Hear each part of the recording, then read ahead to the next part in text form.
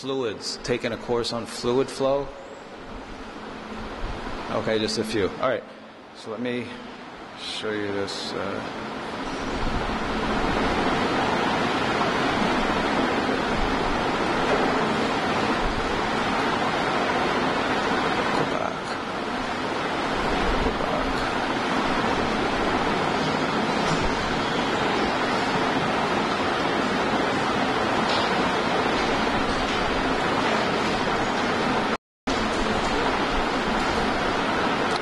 Okay, first I want to show you, I want to mention something about laminar versus turbulent flow.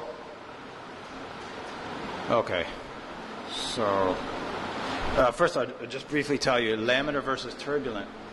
So everything that I've told you here is based on an assumption of laminar flow. So what do I mean by laminar flow? So the idea of laminar flow is, it's based on the Reynolds number, and the Reynolds number is rho VD over mu.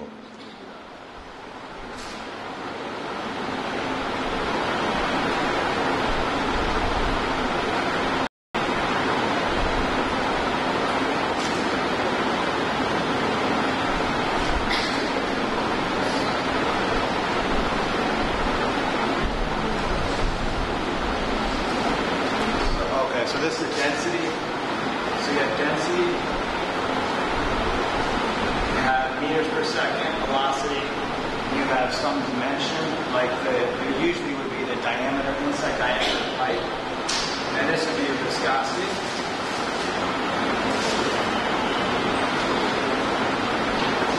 Okay, for pipe flow, let's do a pipe.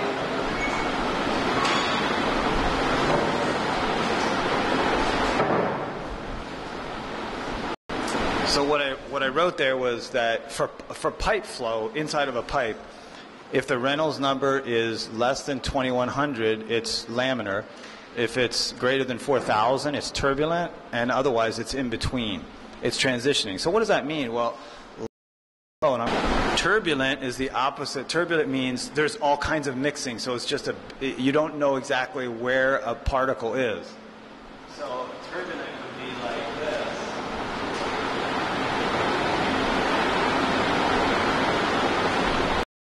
Laminar flow in water, the Reynolds number has to be less than 2100.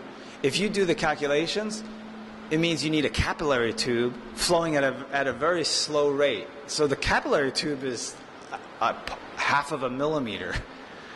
And then the fluid is flowing very slowly. That's the only way you can get laminar flow, because you have the density of water, and then you have the speed is slow, then you have the D is very small. Because the viscosity of water is 10 to the, on that one, in Pascal seconds is going to be 10 to the minus 6. So how can you get, so it's very easy to get over 2100, okay?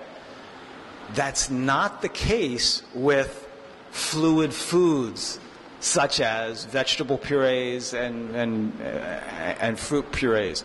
These are much thicker. The viscosity down here is much higher for honey. And those, okay, so only when you have the temperature is higher, then you can get turbulent. So my point is that when you're processing foods, you could have a 5 centimeter pipe, and if the temperature is not too high, if it's like 60 C or 70 C, and your speed is not very fast, and if it's a fairly like that big, 2 centimeters, you can have laminar flow on food, but you won't have laminar flow for water. It's very difficult. You have to have a laboratory situation usually to get laminar flow in water. And that's why if you ever take a course from the civil engineers, has anybody taken fluids from civil engineering? So I have. They never talk about, they never give you an example of laminar flow. They say, here's laminar flow, here's turbulent, now let's talk about turbulent for the rest of the course. Because civil engineers deal with only one thing. Milk, then your milk will be turbulent because it's like water. But if you're processing vegetable or fruit purees, it may be laminar, and then you have different friction factors. If it's laminar flow, you have to buy bigger pumps, and you have to spend more energy to process the food. Because laminar flow has high friction factors. And Newtonian flow is high friction factors. So you have to know what it is. All right. So now that I showed you the laminar, so let's see, can we take a look at laminar flow, if this will work.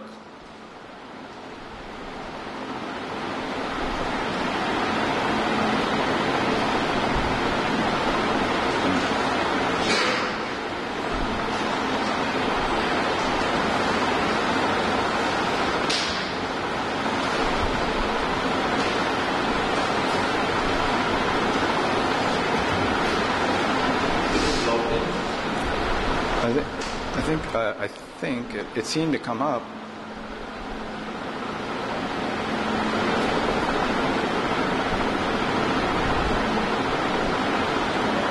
So remember, laminar, it moves all in one layer.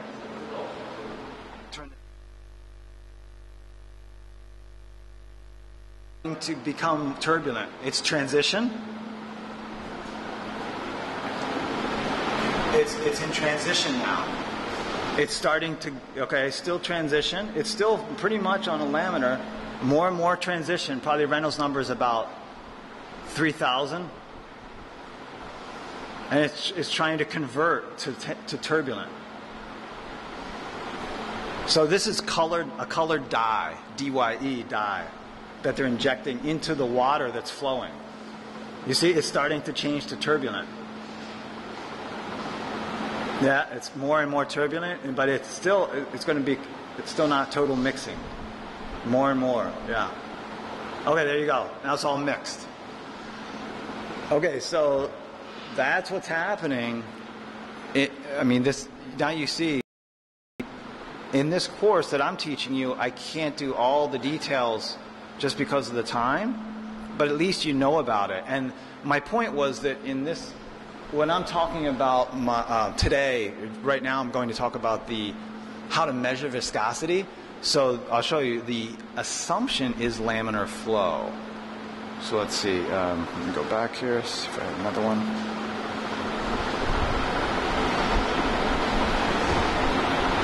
Okay. Concentric cylinder. Let me see if I can show you that.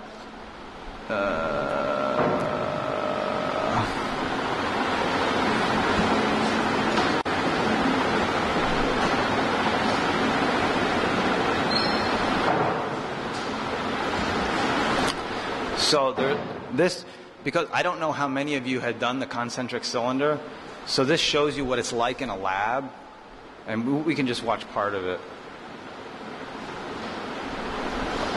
So the concentric cylinder, you're taking a bob and you're placing it in a cup. So here's the cup, here's the bob, goes into it. Actually, you pour the fluid into the cup. Then you place the bob into the fluid, and the fluid comes up and around. So it should show you.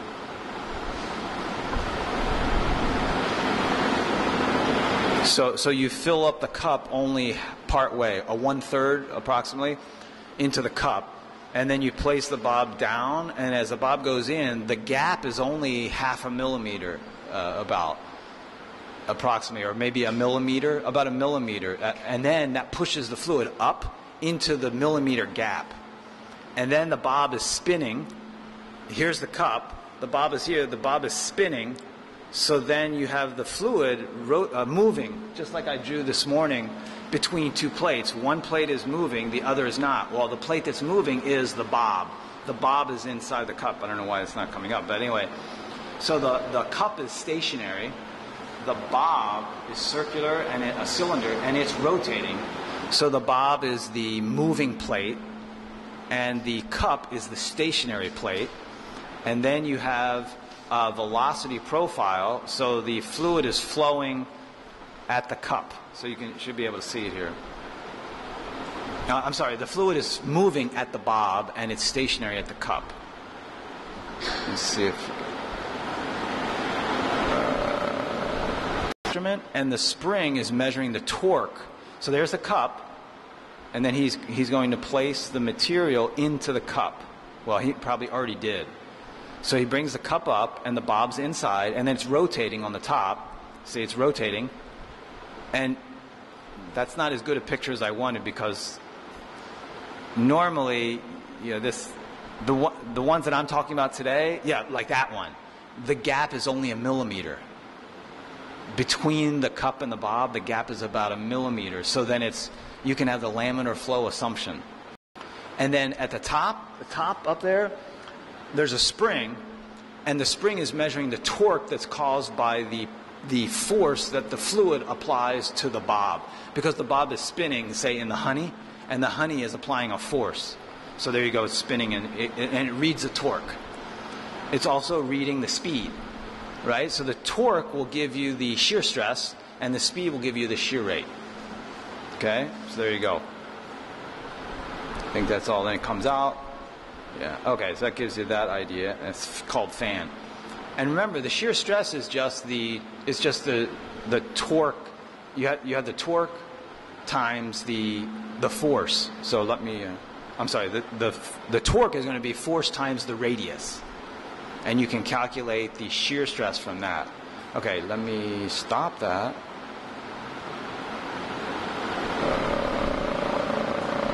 Cancel. Okay. And then one more is going to be, I'll just show you the beginning. Oh, I'll get to the Brookfield later. Okay. Okay, that's good enough. So let me, can I do a black screen on this, or is there a button for a black screen?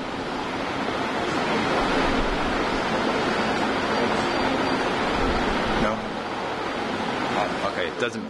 Just go ahead. All right. I'm just going to close it. Yeah.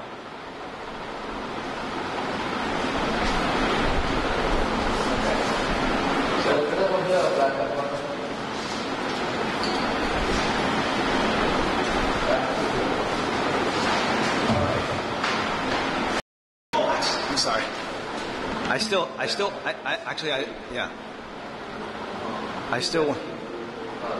I still want to use the book. Sorry about that. I want to use the book.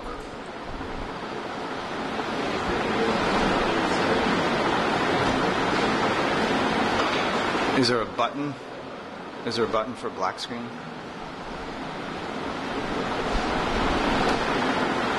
Okay. That's good.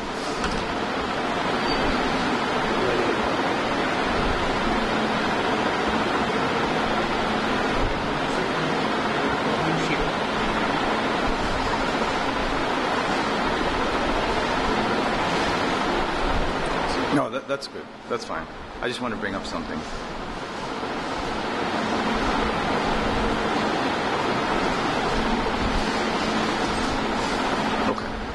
Okay, thank you. Let me, I guess the book's still not here, right? Okay. I thought I had the book downloaded, but the book didn't download? You didn't, I should have saved it. Okay, because I want to show you a picture on here. So it was this one.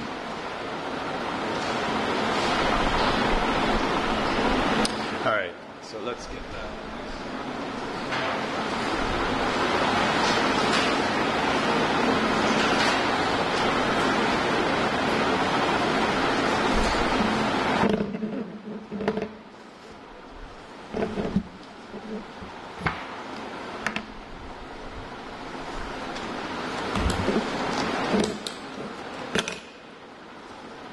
Okay, now what I'd like to show you, before I show you the concentric cylinder, I want to show you something that may seem simple, but when I give students the homework problem, they don't seem to do 100%, so I'm trying to make it clearer.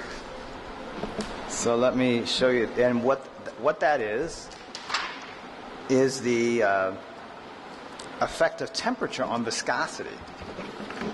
So I found a lot of confusion on this one, and so I thought about this a lot on how to make it better. So I'm going to show you how I do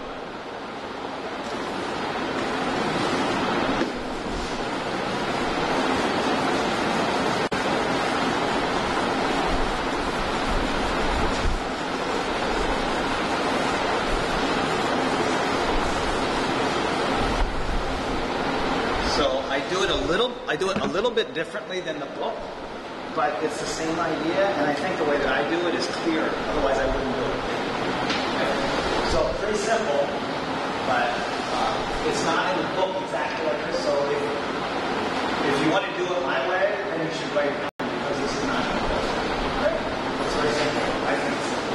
All right, so we'll do.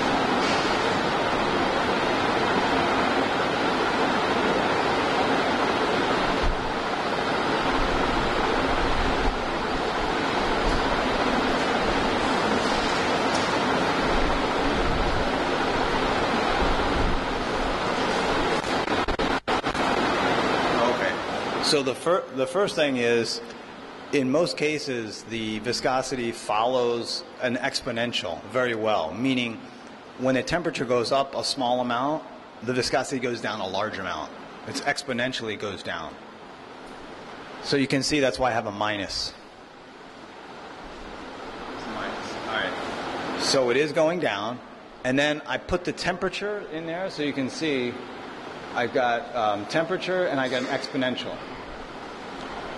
Now, I have a reference viscosity. The reference viscosity has a definition, and the definition is viscosity at the reference temperature.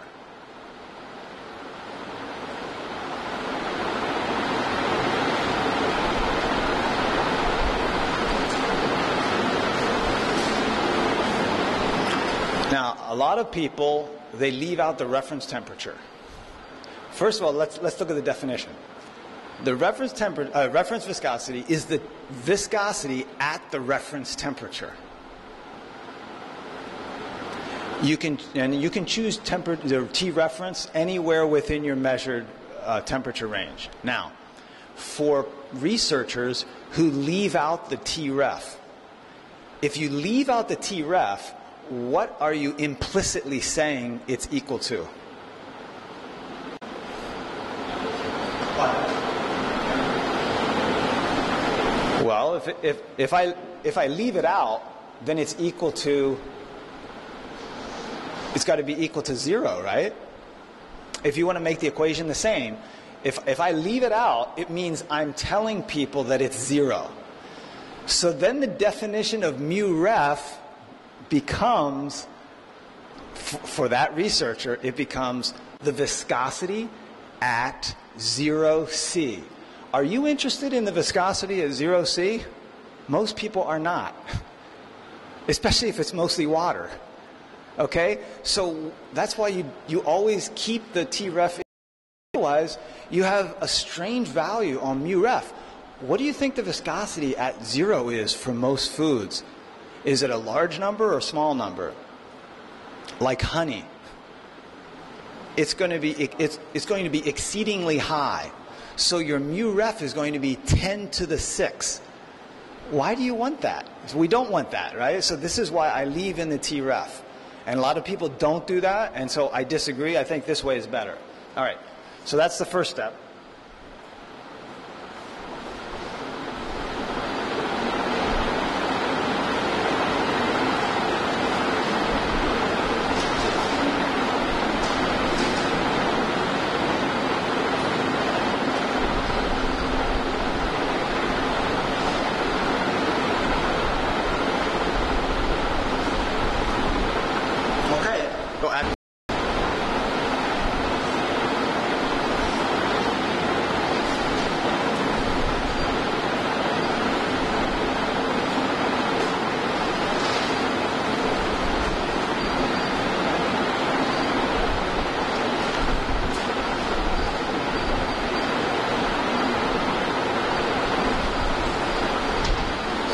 Based on experience, running a lot of data, we know that temperature affects in the K, and then we define it in the same way as the mu for Newtonian.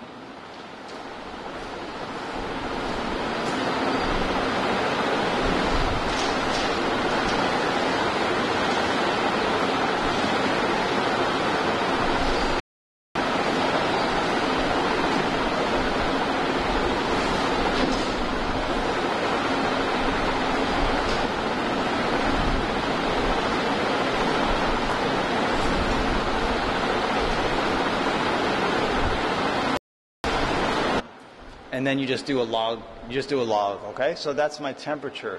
Yeah. The beta 2? Yeah, that's a parameter that you have to estimate from your linear regression. Okay, so the beta 2, okay, I can tell you specifically, yeah, the beta 2 or the beta 1, either one. I just gave a different number so that you know one is for Newtonian, the other is for non-Newtonian. That beta 2 is telling you the sensitivity of viscosity to temperature. So let me see, this one, yeah, this one would be sensitivity of viscosity to temperature. And this one is going to be the sensitivity of K to temperature. Yes. So the units are always, the units for K you can get from, it's always Pascal seconds to the n. Oh, units. Yeah, the units are always going to be, it has to, the units have to be, do you know what they are? In order for the exponential to have no units inside, so it's got to be inverse centigrade. It's inverse Celsius.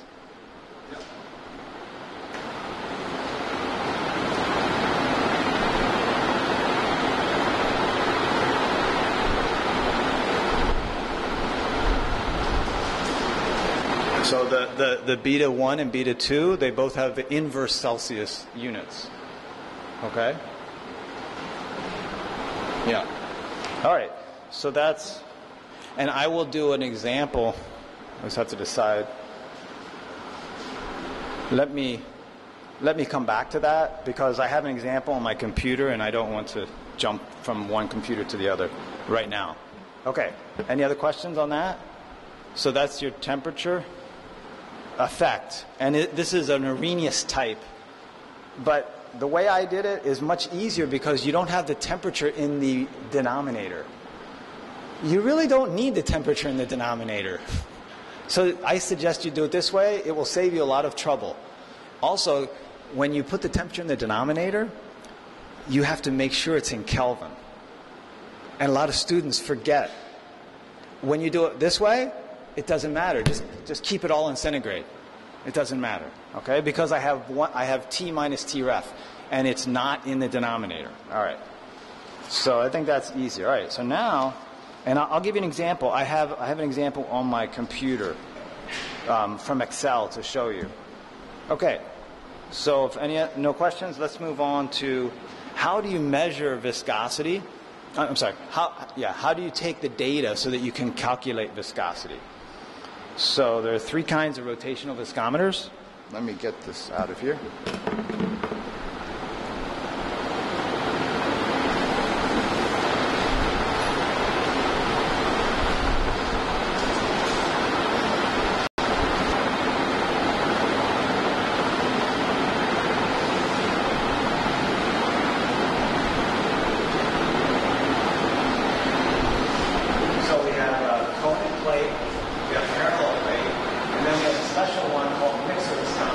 Dr. Steffi and his group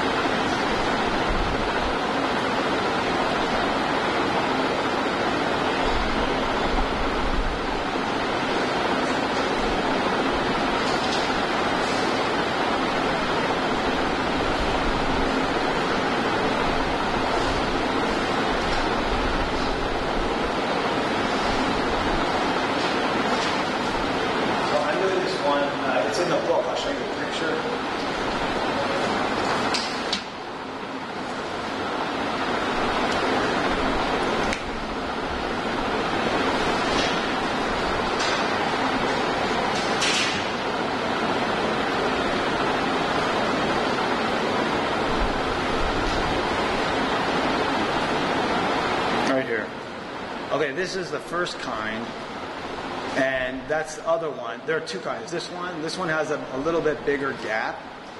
The second one has a smaller gap, and this one is more expensive and more accurate, so I'm going to talk about this one right now. But the concepts are the same. The one that I'm going to tell you, you calculate the shear rate at the bob. So the bob is, that's the bob, and this is the cup. This is the cup. The fluid is right here. This is the fluid. And you pour the fluid in, then you place the bob in, and the fluid goes up and around the bob. So the fluid goes all the way up to the top and actually comes over a little bit into the top part. Okay, but you try to get the fluid just up, and you multiply. So what happens is the spring at the top, the spring measures a torque, and the torque is the radius times the force.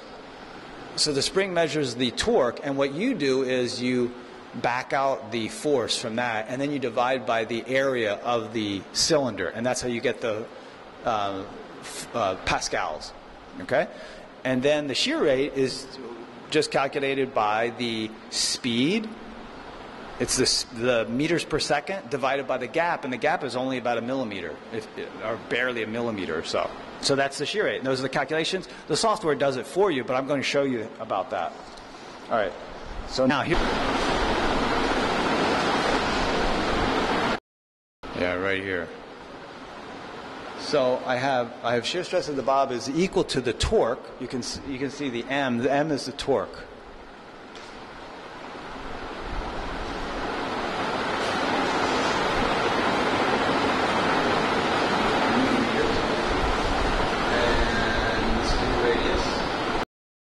So these numbers will typically be 1.05 or 1.06. If the alpha is greater than 1.1, then you can use this method, but the other method, you get too much error because then the gap is getting too large. Okay? But typically that alpha be like 1.06, 1.05. Okay, so you can see the units are going to stay as radians per second. Right? So your shear rate is going to be reciprocal seconds, because radians is not a unit. Radians is a ratio. Your shear stress is going to be torque. So you have torque newton meters, and this is now, say with this one. So I have meters squared, and I have another. So I have meters cubed here. So then you get newtons per meter squared. Now, what is this? So the HO is the end effect. So let me see if I put that. Let me put that here. Hang on a second.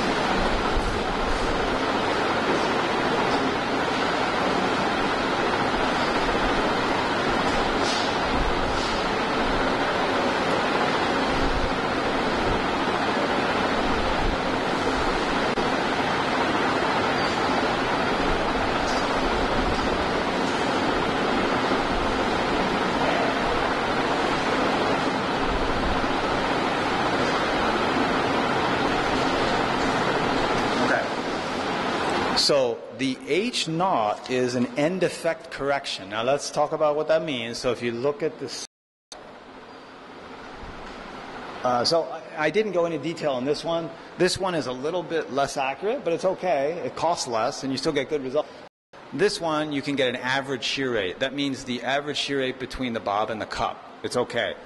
But as soon as you get alpha greater than 1.1, then this one becomes not accurate, and you definitely should be doing this for smaller. This one here is a 53, this is a 53018. Now, what are we saying about end effect? Well, you're trying to measure the force on the side of the cylinder, right? Here, all the way around, right? But the problem is you've got fluid down here, and the fluid is touching here. So as this is rotating, for this one is about 10% of the total H. So what you're doing is you're adding on, you're making the bob slightly longer because you're getting a false high torque reading. For the other one, the 019, you make the bob only taller by 0.005 H because the error is less, because it has this indented piece, and that helps you have a small error. Okay, so that's what that is. Okay, so that's fairly straightforward. I will show you, I have an example, and I'll show you that, how to calculate. It's fairly straightforward. Now, neither one of these concentric cylinders can handle particles greater than 2 millimeters. Now, 2 millimeters is not very large, right? Think about if you're processing pea puree or carrot puree, no problem. But what happens if you're processing a salsa or a specialized Punjabi hot chili sauce with onions and hot chilies, right? And the chilies could be 5 millimeters or even a centimeter. So what are you going to do? You cannot use this concentric cylinder. The only thing you could do with this one would be you'd have to remove all the particles and just put in the sauce. But that's not really what's flowing through the pipe, is it? You're not sending the particles here and then the fluid here. You're sending it all in one piece, all right? So that's why we need mixer viscometry. So let's get into mixer viscometry, because mixer viscometry can handle the large particles. Let's talk about that now.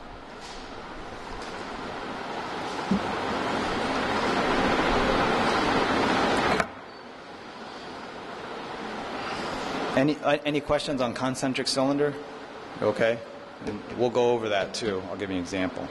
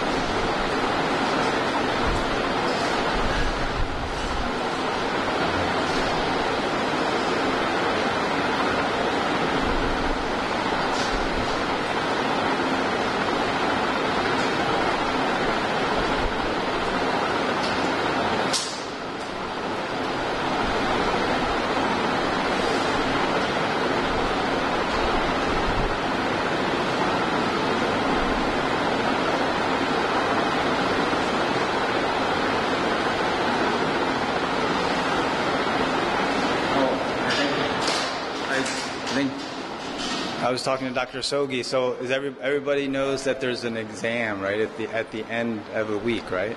Okay, so you know that. So just be prepared. Obviously, I'm just going to have questions based on things I've gone over here, okay? So I think mostly it's going to be short answer, just based on the way the course is set up. So you should understand the concepts, a lot of conceptual questions, okay? All right. So here are 3 reasons why we have the mixer viscometer method. So first one is particles larger than 2 millimeters. The second one is phase separation, such as an emulsion. So if you have is in constant suspension. The third reason is gravity-induced particle settling. So that would be an example of starch. So I did my PhD work on the starch gelatinization. So you have to keep the starch particles in solution by mixing them until they're gelatinized. Okay, so that's another reason. So you have three main reasons for mixer viscometry. So let me show you some. I want to show you the impellers.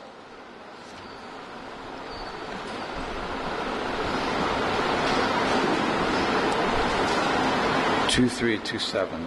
Okay, here they are. Okay, now some of these impellers were made specifically for Michigan State University. So Dr. Steffi had these made. So here's a helical ribbon impeller. So it keeps the fluid moving up. Okay, this one was made, it's called an interrupted helical screw impeller. And it was being used by the cement industry and the concrete, because they have to keep that that mix is very thick, so they have to keep it moving up and around. So that's this one. And then where's another? Oh, they're on the here it is. Yeah, this is the Haka pitched paddle. So you put it into the cup and then it mixes. All of them are like that. This one is in the RVA. Somebody in here is in cereal? Anybody work in cereals? Okay, so they sold this. The Australians sell this out of Australia. It's an RVA. It's about $15,000, and that's what it looks like inside. And Dr. Steffi and his group, they characterized this through mixer viscometry. The company had no idea how to do it, so they talked to Dr. Steffi and he did it. And then this one is another Brookfield flag impeller. And I think that's all that's listed here. Okay, so at least you know what they look like, and we'll get into those later. But they typically about this size, and the cup. Here's the cup. You put it in. You pour your fluid in. You put this down, and then it rotates and it mixes and keeps your product in solution. You know how the concentric cylinder is rotating like this? In the gap, you have streamlines. Okay, very regular streamlines. For the mixer viscometer, we do have laminar flow, but it's laminar flow defined by mixing theory. So I will tell you about that. All right. So how do you do it?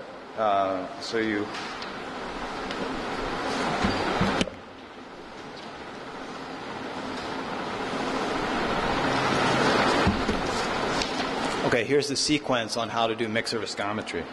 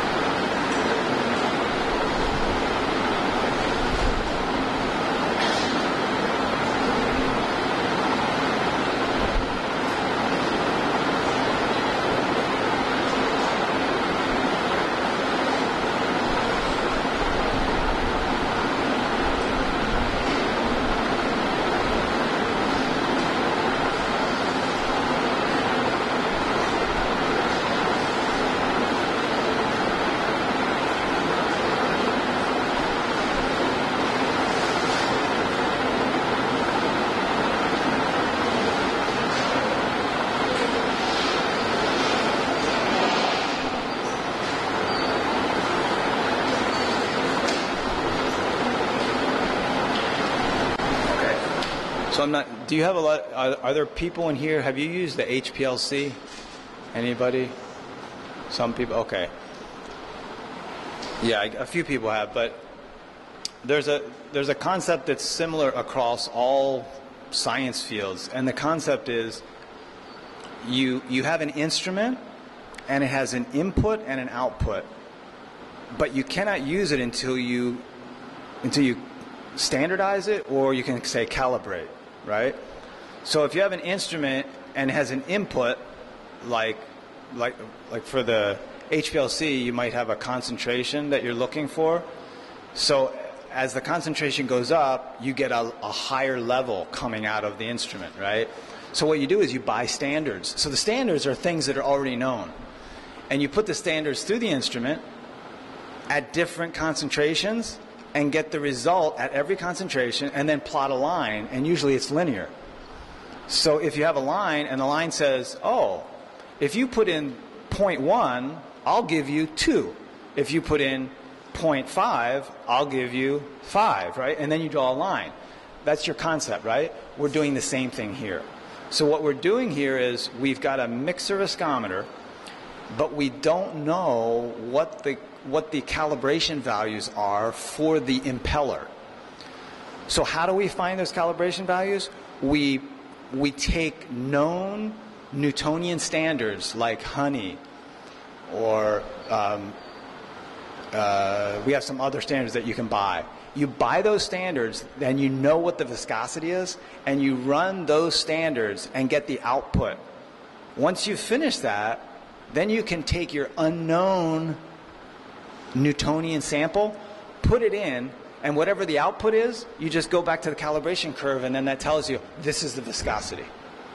Make sense? Right? So that's what we're doing. Even though it seems like it takes a little bit of time, it's really just a calibration.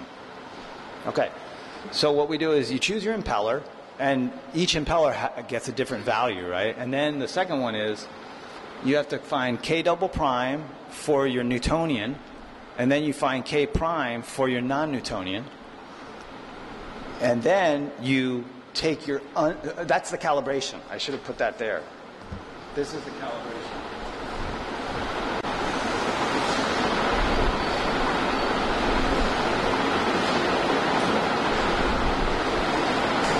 Or standardization, if you want to call it. So you do that, and then you once you're finished with that, now you can take your unknown sample, put it in the cup, put the mixer there, rotate it, you get an output torque, and then you go back to your curve and you say, oh, if the output torque is this, I come down here and I say, oh, then that's my average shear rate. So because we have a mixer viscometer, you can no longer talk about exact shear rate, because when it's mixing, the shear rate at one point is a little different than another point. So the only thing we can talk about is average shear rate and average shear stress in the mixer. But it's still useful for our purposes. All right, so let's go through it.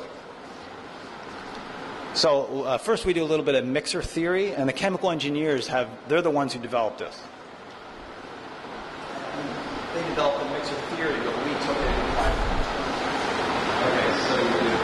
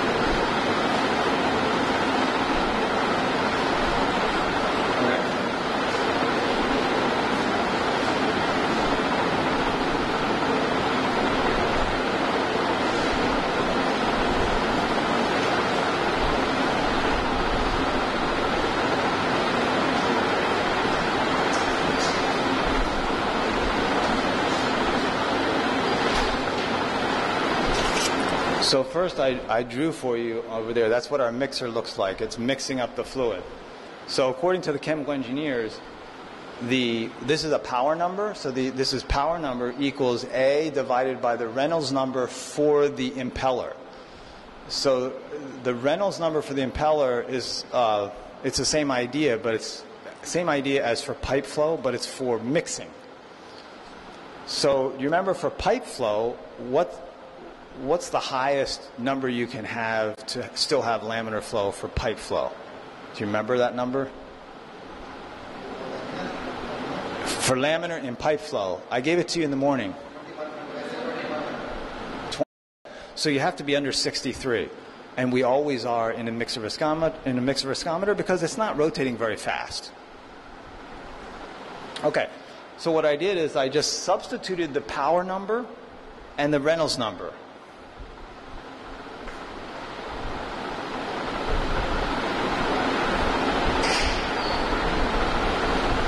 So that's the power number, and this is the Reynolds number.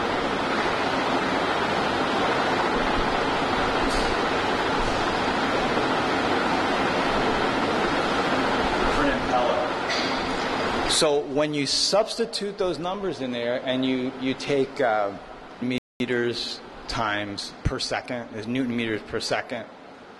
Right? Okay. So you have your power, your joules per second, and when you substitute that in,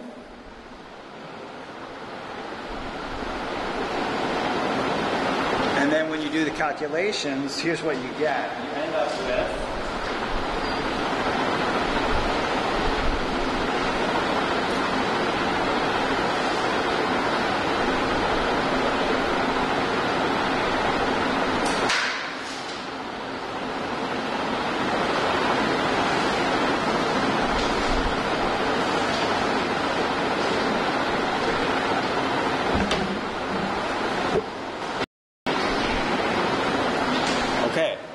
so when you look at the substitution, what you end up with is that the mu equals k double prime m over the speed, and the k double prime has some weird units of radians per meter cubed.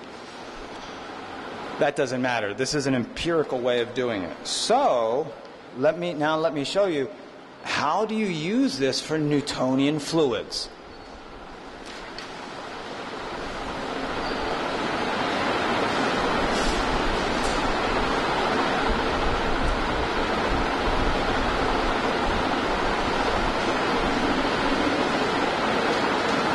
Here's my equation I'm going to use. So that's my basic equation. How do you obtain k double prime? Take this equation.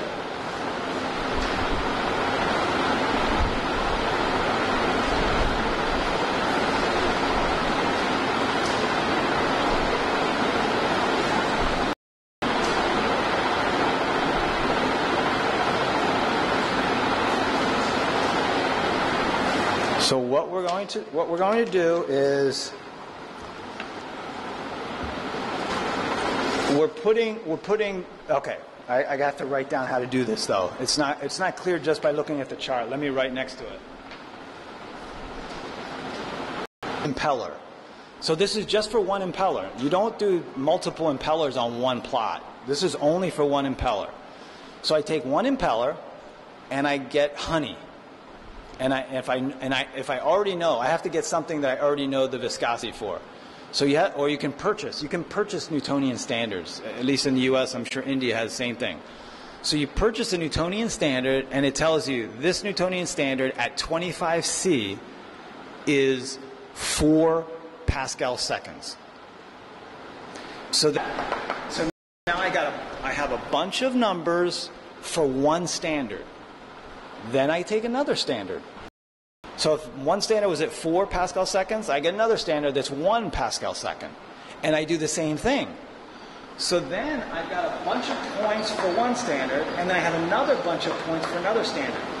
The more standards you use, the better characterizing you will do of your impeller. You're just calibrating it, okay? So once you've calibrated it for for many standards, you are now ready to take your sample. So whatever your sample is, let's say you have a honey, okay? And you don't know what is viscosity, and you put it in there, and then you run it. And it will be Newtonian, honey would be, and you run it, it will give you very close to what you want, because if you run it at let's say you run your honey at a certain speed, right? And then you'll get your torque, and so you have torque, and you know the speed, so you can calculate your viscosity. Okay? If it is different from 0, you probably need to run at lower speeds to see what's going on. Because as you get closer and closer to 0, you should be getting, your speed lower and lower. Yeah. Okay? Okay, that's just for Newtonian fluids. But what we're really interested in is non-Newtonian fluids, the power law. Okay, so let's move on to that.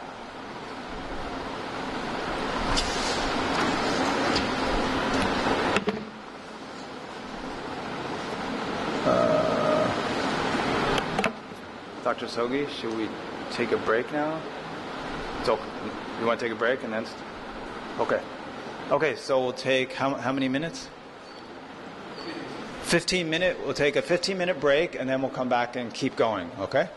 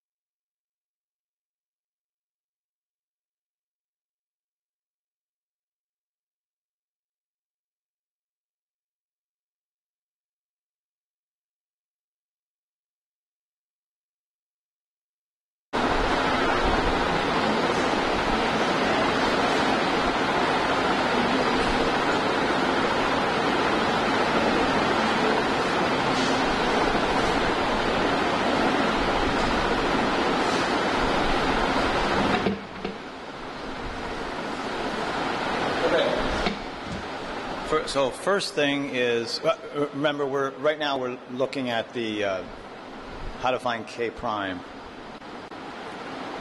We already got K double prime for the Newtonian fluid. Now we're looking at K prime for the non-Newtonian. So we assume a power law, and then, so we already know that equation there. You know, N equals K times gamma dot average raised to N minus 1.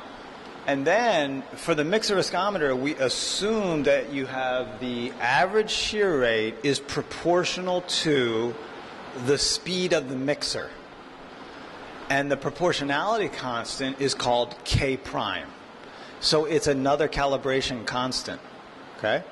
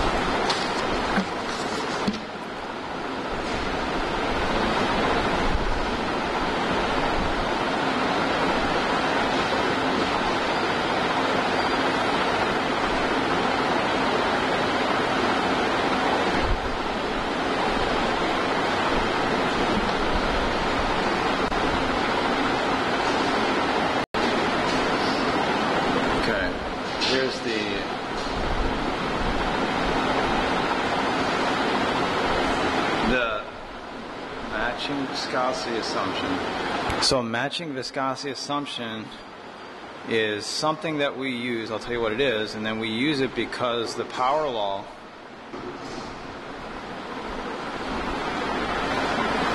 when the shear rate changes, the viscosity changes for the power law. I'm having trouble finding it here.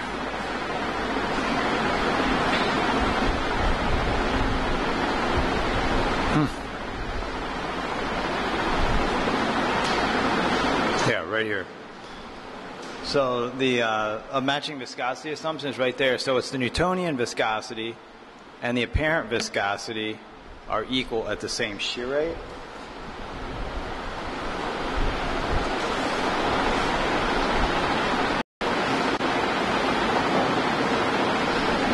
Okay, here's the picture.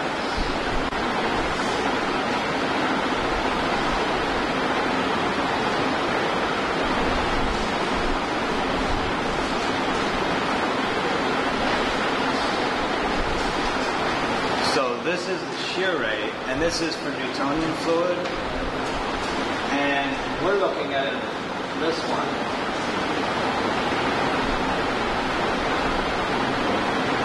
So this is your apparent, and so when the shear rate is the same,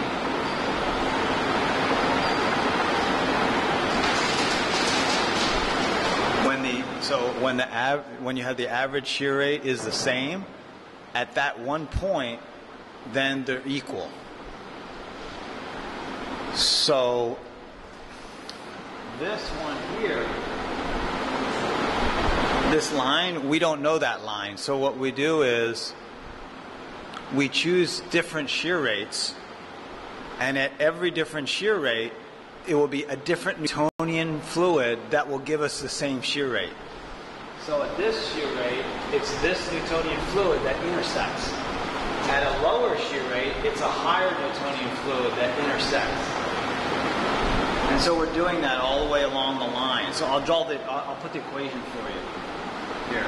And you see, the advantage of a Newtonian fluid is you don't have to know the shear rate, and you know the viscosity.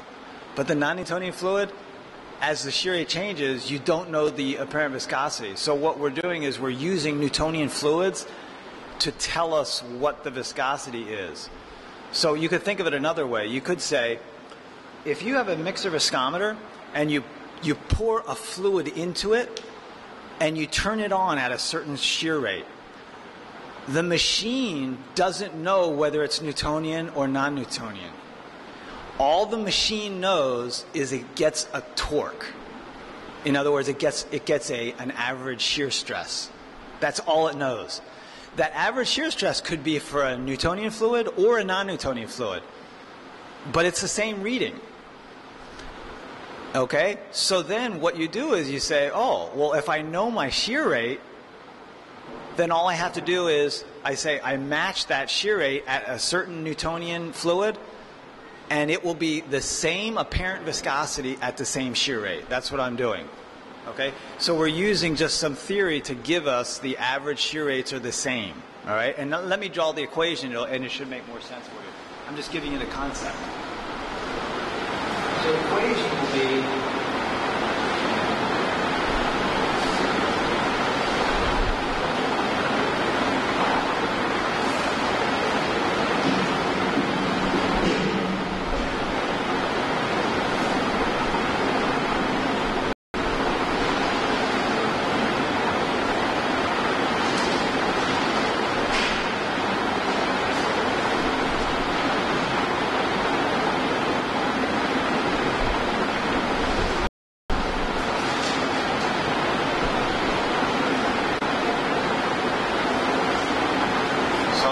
see on the left side, I'm just saying that the Newtonian viscosity is equal to the apparent viscosity.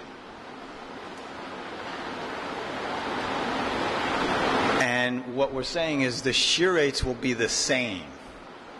So I put in the average. I put the average shear rate. So the average shear rate, you have to have the average shear rate in the non-Newtonian fluid. But over on the Newtonian fluid, you don't have to have the average shear rate, because the viscosity is always the same, right? As long as the temperature is constant. So you can see right here. So all we need is this intersection right there. That's what we want. As soon as we get that point, we've got the average shear rate. And that's what we're going to do. So I'm going to solve for the average shear rate. And I'm solving for the average shear rate in terms of the Newtonian fluid because I know the viscosity of the Newtonian fluid. Why? Because before lunch, we already determined K double prime. So we already know the Newtonian viscosity. Okay, so I already know everything on the left side. And then solve.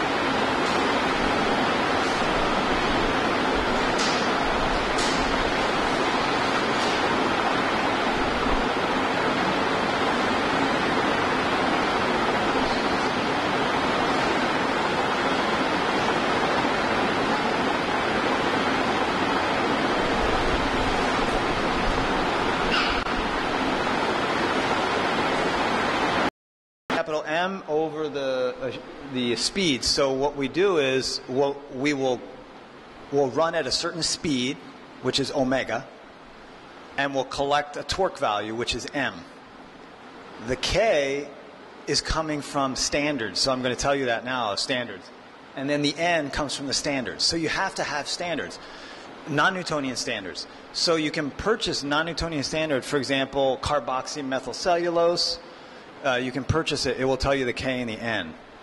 And various kinds of fluids you can do that.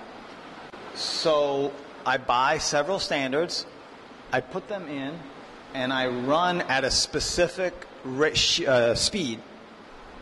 And when I run at that speed, I'll get a torque value. Everything else is known because I know the K and the N. So you put it in there, and then you get the average shear rate. And then you do it again at another speed. And so you get a whole bunch of average shear rates at different speeds. Well, then we just go back to this equation. And then you can get this, K prime. Because we already know this. So this one's known. This one comes from the data collection. This is set. This one's known. This one's known. So you get that. And then we'll just draw a picture. Last step for the calibration is going to be this.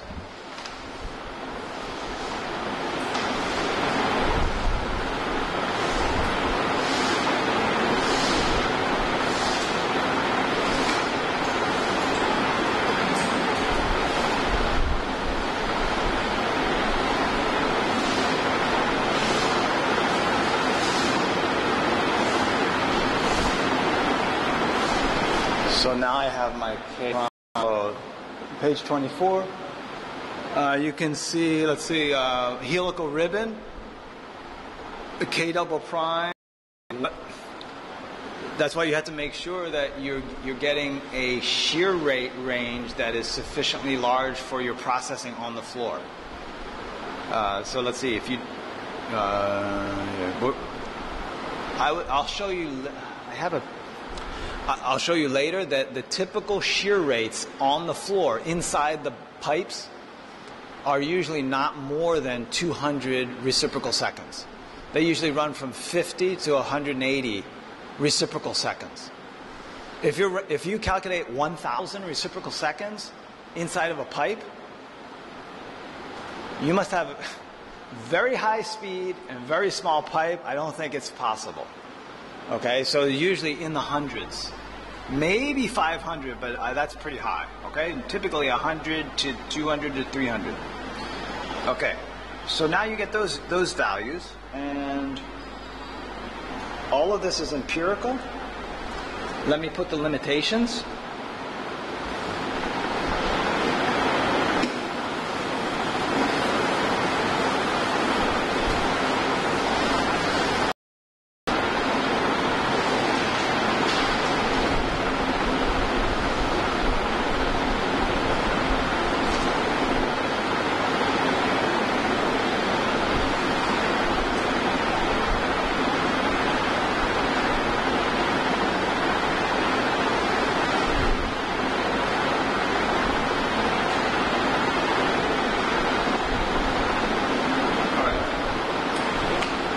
So the first thing is empirical. I didn't say this at the beginning of the course, but I'll state it. So in rheology, you can have absolute viscosity measurements, and you can have empirical or relative viscosity measurements. There are many instruments that have relative values, and when I say relative values, I mean their values for viscosity depend on the instrument alone. So you cannot reproduce those numbers on another instrument. An example would be the RVA, or there's a Bostwick. Do you have that one? Bostwick is you just open a gate, you pour the fluid in, you open the gate, the fluid flows, and it goes a certain number of inches or centimeters after so many seconds. You cannot reproduce that on another machine. So when you're telling somebody my Bostwick values or my RVA values, when you say they are 10, the person has to run exactly on the same instrument. Unlike the absolute values. These constants are empirical, but the values, such as the average shear rate, those are not empirical. The average shear rates are true absolute values. Those are real, okay? They're not just a scale. All right. Second thing is, these are low shear rates and low torque capacities. So if you have higher shear rates, then you'd have to either get a bigger instrument that can handle those and higher speeds. But it still works pretty well for most food applications. And then you have to be doing laminar flow, so you should always check your Reynolds number to make sure it's under 63. All right. Now, the last part of this mixer viscometer part is what do we do? What do I do now? Because all I've done is just calibrate the instrument, right? I haven't determined the K and the N for my unknown sample, which was my purpose, right? So let's finish that.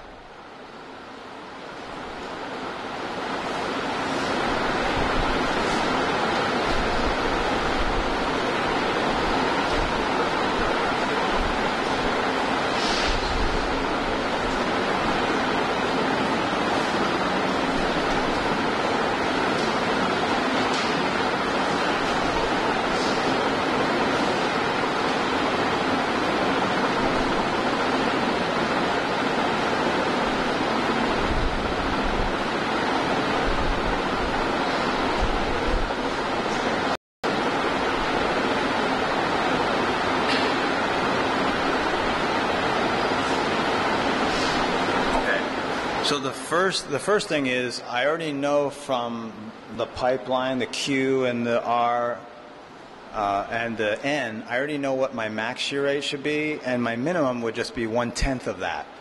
So I just divide those by the K prime, and then put them on both sides and make sure that my speed is running at that. I'm running at the right range. Now I collect my data.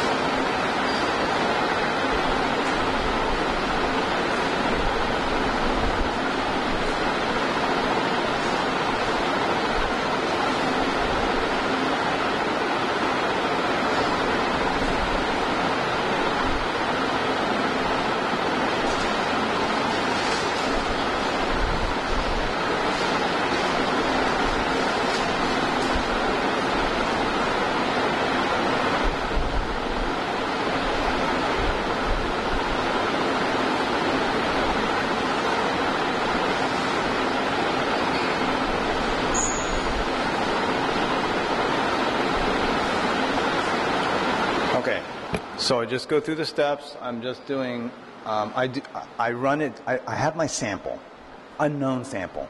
I don't know the K and the N. I'm sorry, make sure I put this right here.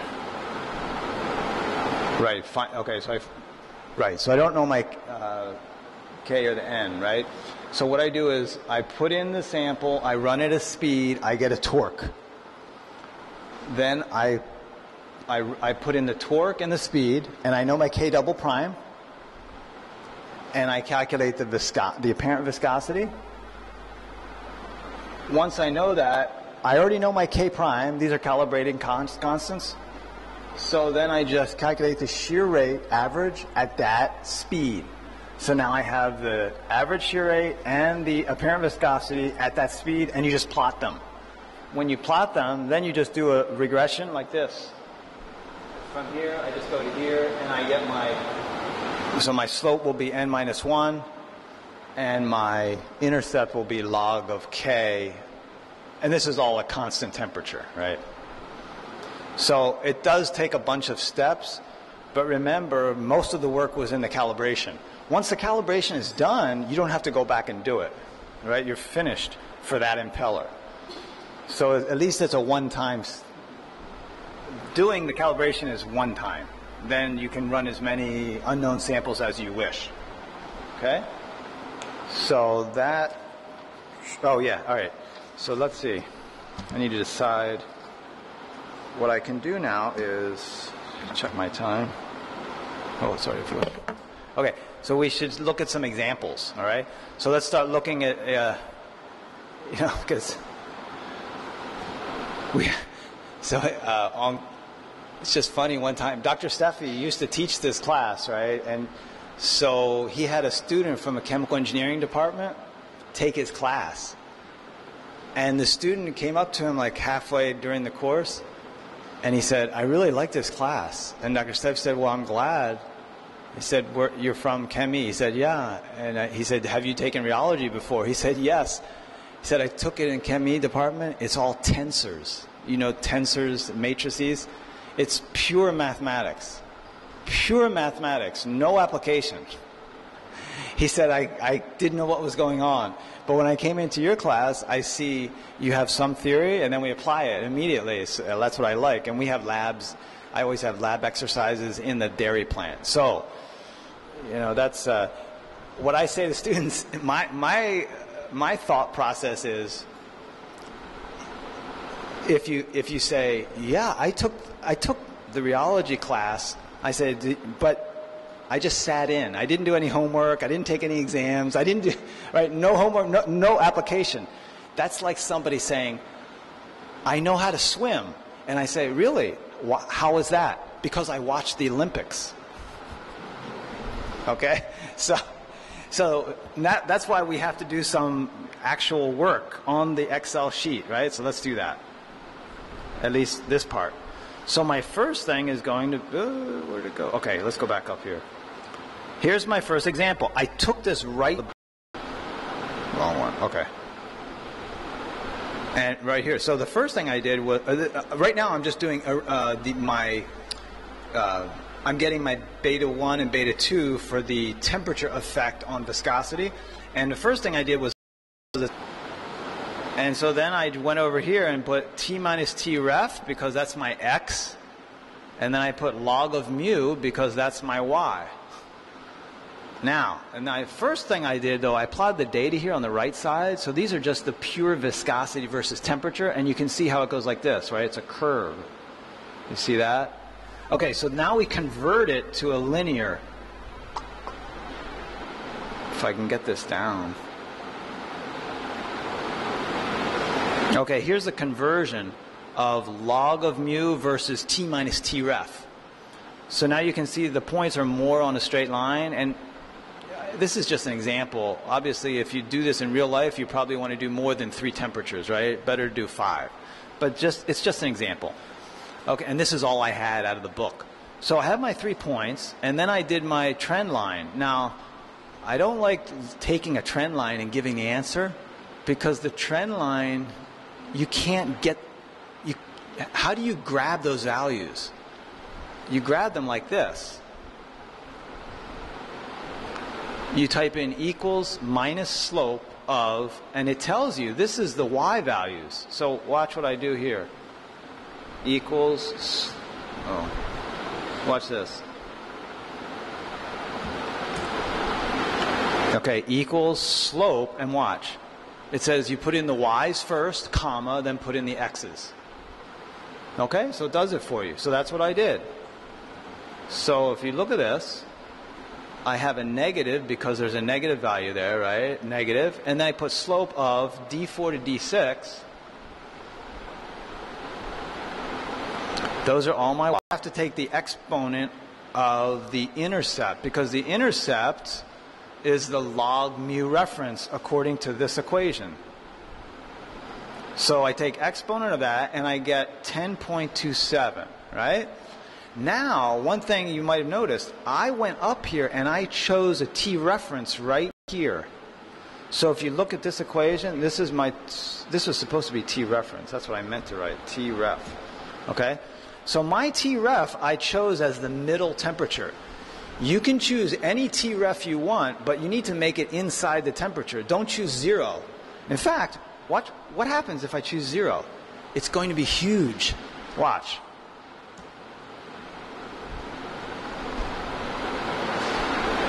Mu reference of 132. You see down there? I changed it to 0. 132. Do you really care about... Who cares about the viscosity at 0? I don't care. So I put in the temperature of 21.5. Okay? And now I get a reference of 10.2. Well, let's check that. Does that make sense? Remember, that's a predicted value. It's a predicted value on this line, right? At 21.5. 21.5 is right in the middle here because it's 0, right? So if you go here, you find out that the value itself was 7.2. Does everybody see that up there? 7.2. That was the measured value. The predicted value is slightly above it right here. And it's 10.2, but of course this is a log mu, that's why. So it makes sense, right? What I'm saying is you should check your values. When you get your value that you get, this 10.26, should be close to the 7.2. Okay? So you're just checking it. All right. Is everybody with me on that example? Do you see what I did? I'm assuming everybody knows Excel, right? Any questions on that? Okay. So then this one is really just the same, but it's just the K. So what I did is I went in and I got the orange juice. Now this is concentrated orange juice. So in this case, we do care about temperatures below zero because some of it's frozen. So we took the frozen juice, put it in the cup, and then we put the refrigerant around it to maintain it at -18 and -5 and 9 and so on, okay? So you can see the K values. Now remember, this is non-Newtonian, right? So I have K values. So I'm getting the K. I took this right out of Dr. Steffi's book, okay? If it came up. I guess it didn't come up. Okay. That's weird. Okay. I had to choose a T-ref. So my T-ref is here. I chose -5.4. You can choose whatever you want, but it needs to be in the range. Okay. So then I convert to T minus T-ref. Then I do log K. Then I come down here and I did a trend line.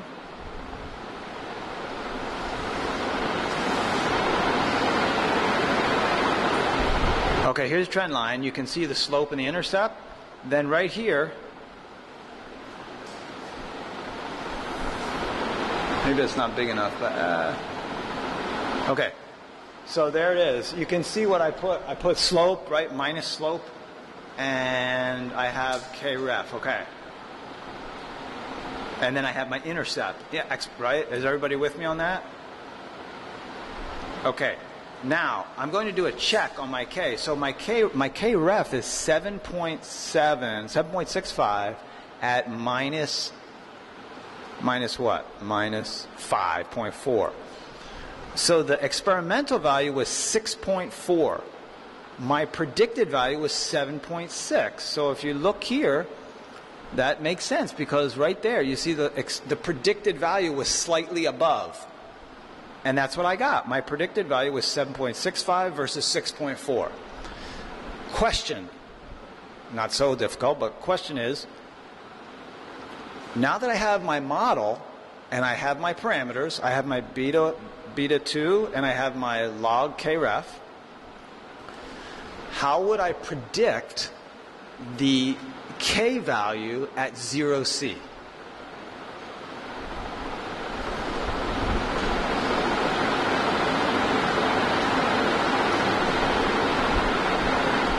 Beta, right here, right? Is everyone with me? All I'm doing is looking at this. I'm typing this part into here. I'm repeating this right here. Okay? Minus beta times T minus T ref. What's my T? And T ref I already specified. So I have to go up and do the same T ref. Okay, there's a T ref. Okay, that should give me the K at 0. I got a 5.15. Let's go up. Let's go look over here. Does that make sense? Well, minus 5, it's 6.4. 9.5, it's 2.2. So 5.15 is in between. Okay, so it's somewhere over here, right around here. So if we did this, if we did equals, and I did this, I did log of this, I get 1.6, which should be right around here, right about there. See? And that comes down right here, because 0 minus 5 is minus 5. Right, is that what I got? Hang on a second. Oh, T minus T rep. Oh, 0 minus 5 is 5.4. So right there, 5.4 is here. You go up here on the line, and you come across, and you get about 1.6. So I went over that because some of the students, they give me answers, and then I say, did you check? Because they got a K-ref of 160. But how can you get a K-ref of 160 when it's not even here? You see what I mean? I'm trying to give you a few pointers about how to check yourself, okay? All right, so that's my example for that. So what, Dr. So should we do any more, or should we finish? Okay. You want to finish, or do you want to do one more? You want to go? I see people want to go. That's fine. Okay, we can continue tomorrow. Or not tomorrow, the day after. Okay. So on Wednesday, I will do examples from the book. I'll show you some data for the concentric cylinder and then for the mixer viscometry, and then we'll finish up on the rheology with some more. And we'll finish rheology on Wednesday, and then I'll start on the MATLAB, okay? So I wish everybody happy Independence Day. Is that the right way to say it? Happy Independence Day, okay? Enjoy tomorrow, okay? Yeah. See you on Wednesday.